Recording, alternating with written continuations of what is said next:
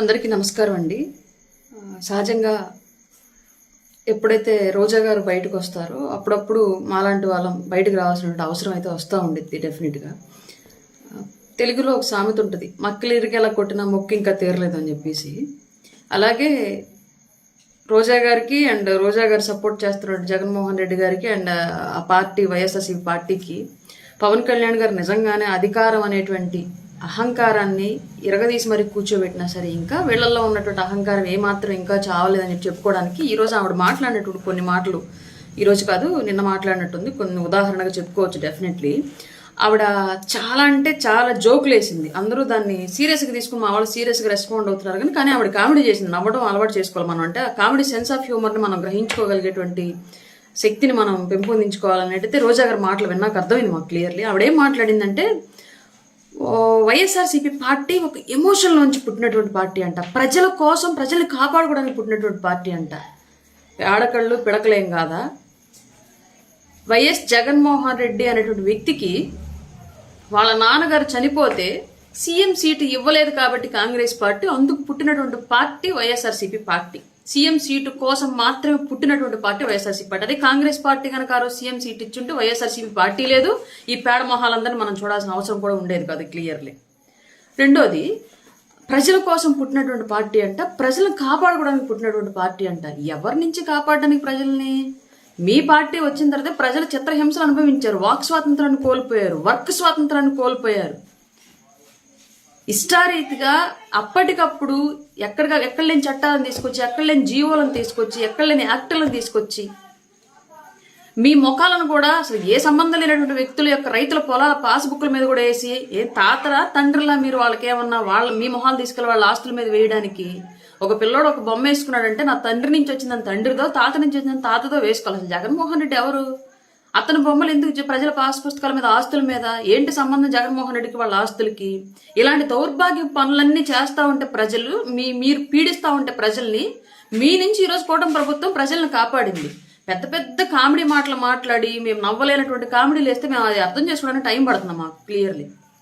ఈ పార్టీ అంట ఎమోషన్స్ నుంచి పుట్టిందంట. ఎక్కడ ఎమోషన్స్? ఆ రోజు రాత్రి కనుక సోనియా గాంధీ దగ్గరికి వెళ్ళి నాకు సీఎం సీట్ ఇవ్వమంటే ఆమె తిరిగి ఆస్తి మొత్తం రాసి మీ నాన్న అడ్డం పెట్టుకుని సంపాదించిందంతా అప్పుడు ఇస్తానని చెప్పేసి చెప్తే, అమ్మో అన్ని కోట్లు అన్ని వేల కోట్లు మా అయ్యి ఉండబట్టి సంపాదించుకున్నాను అవినీతి ఆస్తులు, ఇప్పుడు మా అయ్యి కూడా లేడు, అంత వీళ్ళకి రాసిస్తే మళ్ళీ తిరిగి అంత సంపాదించగలను లేదు అని చెప్పేసి ఆ ఆస్తుల మూటలు, ప్రజల నుంచి దోచుకున్నట్టు ఆస్తుల మూటలు కాపాడుకోవడానికి వెనుదిరిగి వచ్చి ప్రజలను మోసం చేసి ముద్దులతోటి పాదయాత్రలు అని చెప్పేసి శవరాజకీయాలు చేసి పెట్టినటువంటి పార్టీ వైసీపీ పార్టీ. ఆ పార్టీ గురించి అంత పెద్ద ఎలివేషన్లు, ఆ ఎలివేషన్లు వేసేటప్పుడు కనీసం నువ్వన్నా ఆలోచించుకుంటావో లేదో నాకు అర్థం కాదు. నిజం చెప్పు, వైసీపీ పార్టీ అనేది నిజంగా కాంగ్రెస్ పార్టీ, సోనియా గాంధీ, జగన్మోహన్ రెడ్డికి అదేదో రాజరిక వంశపారంపర్యంగా పాలిస్తున్నట్లుగా వాళ్ళ తండ్రి గారు సీఎం సీట్ కనుక జగన్కి ఇచ్చుంటే నిజంగా అసలు వైసీపీ పార్టీ వచ్చిండేదా? జగన్కి పార్టీ పెట్టాలి, పార్టీలను పదవులను తీసుకొచ్చుకోవాలి, పదవుల కోసమే పార్టీ పెట్టాలంటే ఆలోచన పుట్టింది కాబట్టి పెట్టాడు. ఆమె నిజంగా సీఎం సీట్ ఇచ్చుంటే అసలు పార్టీ ఉండేదా? మీరు ఉండేవాళ్ళ? మీ మొహాల్లో జెండాలు ఉండేయా? కామెడీలు చేయొద్దు రోజా గారు. ఇంకోటి ఏంటంటే, పవన్ కళ్యాణ్ గారు సినిమాలు చేస్తున్నారా? పార్ట్ టైం పొలిటీషియనా? అది నువ్వు మాట్లాడుతున్నావా? ఎమ్మెల్యే అయిన తర్వాత కూడా జబర్దస్త్ ఎన్ని సంవత్సరాలు చేసావు గుర్తుందా కనీసం? మినిస్టర్ వచ్చేంత వరకు కూడా జబర్దస్త్ చేసుకుంటానే ఉన్నావు. విలువలు లేకుండా ఎన్ని జెండాలు మార్చావో నువ్వు కూడా మాట్లాడడమే. టీడీపీ నుంచే వచ్చావు అన్న విషయం నీకు క్లారిటీ ఉందిగా. నీకు ఫస్ట్ రాజకీయ భిక్ష పెట్టింది టీడీపీ నుంచి వైసీపీ కండవ కప్పుకున్నావు. ఇష్టారీతిగా సిబిఎన్ గారిని మాట్లాడావు వైసీపీ కండవ కప్పుకొని.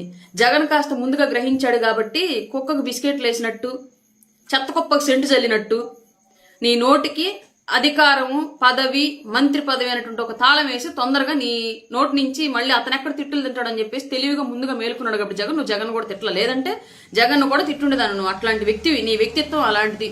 నువ్వు కూడా మళ్ళీ పవన్ కళ్యాణ్ గారి విశ్వసనీయత గురించి, పదవి గురించి, పార్టీ గురించి మాట్లాడడమే. ఇంకొక కామెడీ ఏందో చేసింది, కుటుంబం వచ్చి ప్రచారం చేసిందా? జబర్దస్త్ ఆర్టిస్టులు వచ్చి ప్రచారం చేశారా? ఏ వైసీపీకి చేయలేదా? పిఠాపురం నియోజకవర్గంలో పవన్ కళ్యాణ్ గారు ఆయన ఒక పార్టీ అధ్యక్షులుగా ఆయన నియోజకవర్గానికి మిగతా ఎమ్మెల్యే కంటెస్టెంట్ ఎలా కన్ఫైన్ అయి చేసుకున్నారో అలాగా ఆయన చేయడానికి కుదరదు కాబట్టి మిగతా కంటెస్టెంట్లు ఆయన పార్టీ నుంచి పోటీ చేసినటువంటి మిగతా వాళ్ళ నియోజకవర్గాలకు కూడా ఆయన వెళ్ళి ప్రచారం చేయాల్సినటువంటి పరిస్థితులు ఉన్నాయి కాబట్టి అప్పుడు ఆయన మిగతా నియోజకవర్గాల్లో కూడా కొంతమందికి ప్రచారం చేస్తూ ఉంటే ఆయన నియోజకవర్గంలో నిరంతరం కొనసాగేటువంటి ప్రచారంలో భాగంగా స్వచ్ఛందంగా వచ్చారు జబర్దస్త్ ఆర్టిస్టులు. ఎవరు వాళ్ళని పిలిపించలా. మీ కనుక ఆలీని, పోసాని కృష్ణమురళిని వీళ్ళందరం తీసుకొచ్చి పెయిడ్ అమౌంట్ పే చేసి పిలిపించుకొని ప్రచారం చేయించారు కదా. అలాగా జబర్దస్త్ ఆర్టిస్టులు ఎవరికి కూడా డబ్బులు ఇచ్చి పిఠాపురం నియోజకవర్గానికి పిలిపించలా. ఆయన కుటుంబ సభ్యులు కూడా అట్లాంటి వ్యక్తికి మనం ఈ టైంలోనే సహాయం చేయాలి, రాజకీయం గతంలో ఎప్పుడు ఆయనకు సపోర్ట్ ఇవ్వలేదు, ఈ టైంలోనే మనం సపోర్ట్ ఇవ్వాలి అని చెప్పేసి స్వచ్ఛందంగా వచ్చి సపోర్ట్ ఆ నియోజకవర్గంలో ప్రచారం చేశారు.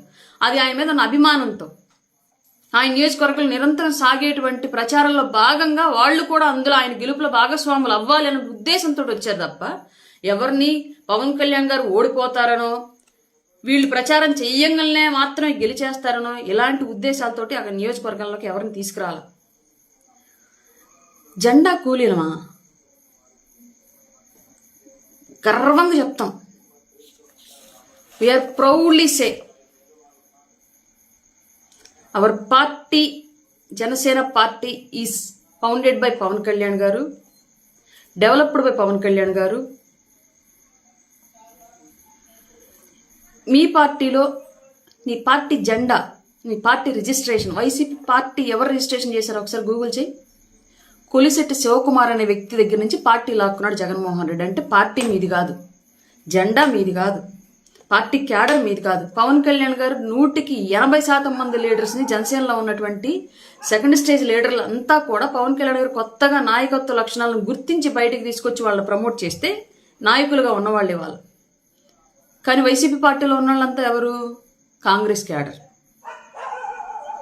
ప్రజారాజ్యం నుంచి పక్కకి వెళ్ళి కాంగ్రెస్లో చేరిన వాళ్ళు కొందరైతే, దూరంగా ఉన్న వాళ్ళు కొందరు, వీళ్ళంతా వచ్చి టీడీపీ నుంచి కొంతమంది, వీళ్ళంతా వచ్చి చేరితే వైసీపీ పార్టీ. నువ్వు పార్టీ గురించి అసలు మాట్లాడచ్చా? మేము జెండా గర్వంగా చెప్తాం. ఈ భుజాల మీద జెండా ఎందుకు మోస్తున్నామంటే రాష్ట్రం కోసం మోస్తున్నాం మేము 100% అని గర్వంగా చెప్తాం. మేము ఆ జెండాలు మోయడం మూలంగానే, మేము జనసేన పార్టీ కోసం కూటమి జెండా మోయడం మూలంగానే ఇవాళ అడవి తల్లి బాట ద్వారా మారుమూల తండాల్లోకి, అడవుల్లోకి కూడా రోడ్లు వెళ్తున్నాయి. గిరిజన బిడ్డలకి ఇవాళ ఆధునిక సమాజంతో కనెక్టివిటీ ఏర్పడుతుంది. బుక్కెడు బువ్వకి గుక్కెడు నీళ్లకి ఏడ్చినటువంటి వ్యవస్థ ఈ రోజు ఆశగా మా ఊరికి నీళ్ళు వచ్చాయి, మా ఊరికి దారి వచ్చింది, మా ఇంటికి వెలుగు వచ్చిందని చెప్పుకుంటుంది. అంటే అది మేము మోసిన జెండా వల్ల గర్వంగా చెప్పుకుంటాం. మేము పవన్ కళ్యాణ్ గారి జెండా మోస్తున్నాం, ఇంకా ఆయన బాటలో ఆయన తీసుకున్న ప్రతి నిర్ణయాన్ని మోస్తామని గర్వంగా చెప్పుకుంటాం. నువ్వు చెప్పగలవు అలాగా? నీ పార్టీ జెండా నువ్వు మోయడం వల్ల జరిగిన ఉపయోగం ఏంటో తెలుసా? అటవీ భూములన్నీ పెద్దిరెడ్డి లాంటి పెద్ద పెద్ద వ్యక్తులు దోచుకోవడానికి, రేషన్ బియ్యం అన్ని పేరుని నాని, కొడాలి నాని లాంటి వాళ్ళందరూ పందికొక్కులాగా బొక్కి తినడానికి, టూరిజం పేరుతోటి నువ్వు అసలు ఆంధ్రప్రదేశ్లో ఎడారే లేదైతే ఎడారి కంట్రీస్ ఉన్నటువంటి దుబాయ్, అబుదాబి లాంటి కంట్రీస్కి వెళ్ళి టూరిజం మినిస్టర్గా పక్క దేశాల్లో ఉన్నటువంటి టూరిజం ఆంధ్రప్రదేశ్లో డెవలప్ చేయడానికి వెళ్ళానని చెప్పేసి ఇసుక డారలో నీలాంటి వాళ్ళు దొల్లడానికి, ఇంకా చాలా మంది 1-2 కాదు ద్వారంపూడి చంద్రశేఖర్ రెడ్డి లాంటి వాళ్ళంతా ఎక్స్పోర్ట్ మాఫియాకి అడుగులు వేయడానికి, సపోర్ట్ చేయడానికి, ఇలా ఒకళ్ళు కాదు 2 కాదు రాష్ట్ర వ్యాప్తంగా ఉన్నటువంటి సోకాల్డ్ జగన్మోహన్ రెడ్డి బినామీలంతా కూడా రాష్ట్రాన్ని దోచుకోవడానికి నువ్వు జెండా మోసావు, నువ్వు కండువా మార్చావు. మేము అలా చెప్పట్లా, మేము క్లియర్గా చెప్తున్నాం. ఈ రోజుకి కూడా మేము జనసేన జెండా మోస్తున్నాం. జనసేన అధ్యక్షులు పవన్ కళ్యాణ్ గారు తీసుకున్న నిర్ణయాన్ని సపోర్ట్ చేస్తూ కూటమి జెండాలను మోస్తూనే ఉంటాం. ఎప్పటి వరకు అంటే ఆంధ్రప్రదేశ్ అభివృద్ధి అనేటువంటి నా నాయకుడు పెట్టుకున్నటువంటి నా లక్ష్యం నెరవేరేంత వరకు ఈ జెండాలు మోస్తానే ఉంటాం. మాకు ఎలాంటి అభ్యంతరం లేదు. పదవులు, అధికారాలు ఇవన్నీ మాకు సెకండరీ. మాకు ఫస్ట్ ప్రయారిటీ రాష్ట్ర అభివృద్ధి. దీని గురించే మా నాయకుడు పాటు పడుతున్నాడు. దీని గురించి మేము ఆయన జెండాలు మోస్తున్నామని గర్వంగా చెప్పుకుంటాం. నీకు ఆ ధైర్యం ఉందా? వైసీపీ పార్టీ నీ నాయకుడు పెట్టింది కాదు. నువ్వు మార్చిన కండువా, నువ్వు మోసే జెండా నీకు సంబంధం లేని విషయం. నువ్వు చేసినటువంటి పాలనలో అందరూ ప్రజలు దోచుకున్న వాళ్ళు తప్ప మాలాగా ప్రజలకు పెట్టిన వాళ్ళు ఎవరూ లేరు. పల్లె పండుగ పేరుతోటి పంచాయతీరాజ్ వ్యవస్థ వాళ్ళ దేశంలోని నంబర్ 1 పొజిషన్లో ఉంది అంటే అది పవన్ కళ్యాణ్ గారి వల్ల ఉంది. నీ నాయకుడి వల్ల అయిందా? నీ గవర్నమెంట్ టైంలో పంచాయతీరాజ్ వ్యవస్థ వల్ల అయిందా? పంచాయతీరాజ్ మినిస్టర్ వల్ల అయిందా? నీ వల్ల అయిందా? ఈ మాటలన్నీ మనం పాలన పరంగా మాట్లాడుకుంటే చాలా పిన్ టు పిన్ మాట్లాడతాం. కానీ వ్యక్తిగతంగా వెళ్ళామనుకో, మేము చాలా వ్యక్తిగతంగా వెళ్లాల్సి వస్తుంది. మమ్మల్ని ఆపుతున్నారు కాబట్టి ఆగుతున్నాం. ఆ విషయం మీకు అర్థం అవ్వట్లా. మీకు మాకు తేడా ఉండాలి అని మా నాయకుడు ఒక లైన్ గీశాడు. ఆ లైన్ అలాగే మెయింటైన్ చేసుకుంటూ వెళుతున్నాం మేము. మరీ మీరు లైన్ క్రాస్ అయి మాట్లాడితే కొన్నిసార్లు మేము మా నాయకుడు మాట కూడా వినకుండానే కొంత బుద్ధి చెప్పాల్సిన పరిస్థితి అయితే డెఫినెట్గా వస్తుంది. అంత దూరం తెచ్చుకోవద్దని చెప్పేసి అయితే గౌరవ రోజా గారికి చెప్తున్నాం ఈ విషయం క్లియర్లీ. మేము మోసే జెండా వల్ల ఇవాళ 6,000 మంది పోలీసు నియామకాలు జరిగాయి. మేము మోసిన జెండా వల్లే డిఎస్సి ఉద్యోగులకి డిఎస్సి నోటిఫికేషన్ బట్టి టీచర్ల నియామకం జరిగింది. మేము మోసిన జెండా వల్లే ఇవాళకి రాష్ట్ర వ్యాప్తంగా రోడ్లు వస్తున్నాయి. మేము మోసిన జెండా వల్లే గోదావరి జిల్లాలకి అమరజీవి జలధార ప్రాజెక్ట్ వచ్చింది. మేము మోసిన జెండా వల్లే రాజధానికి వాళ్ళు నిధులు వచ్చాయి, మళ్ళీ పునఃప్రారంభం జరిగింది. మేము మోసిన జెండా వల్లే పోలవరం ప్రాజెక్టు పూర్తవబోతుంది. మేము మోసిన జెండా వల్లే రైల్వే లైన్ కంప్లీట్ అవుతుంది. మేము మోసిన జెండా వల్లే విశాఖకు పెద్ద ఎత్తున గూగుల్ డేటా సెంటర్లు వచ్చాయి. మాకు ప్రజల కోసం జెండా మోయడానికి మాకు ఎలాంటి ఇబ్బంది లేదు. మా జెండాను చూసి మీరు వణికిపోతున్నారు కాబట్టే మా కూటమి ఎజెండా మీకు భవిష్యత్తులో నిద్ర పట్టకుండా చేసేది, అధికారంలోకి రాకుండా చేసేది, మీ జెండాని గొయ్యి తీసి కప్పెట్టిద్ది కాబట్టే మీకు మా జెండా చూస్తే భయం, మేమంటే భయం. కార్యకర్తలకు ఉపయోగం లేదానే? ఉపయోగం లేదని మీకెవడు చెప్పాడు? మాకేం పవన్ కళ్యాణ్ గారు పార్టీలోకి వచ్చినప్పుడు మీకు పదవులు ఇస్తాను, మీకు ఆస్తులు ఇస్తాను, మీకు పనులు ఇస్తాను అని చెప్పి తీసుకురాలా. మాకు క్లియర్గా చెప్పాడు.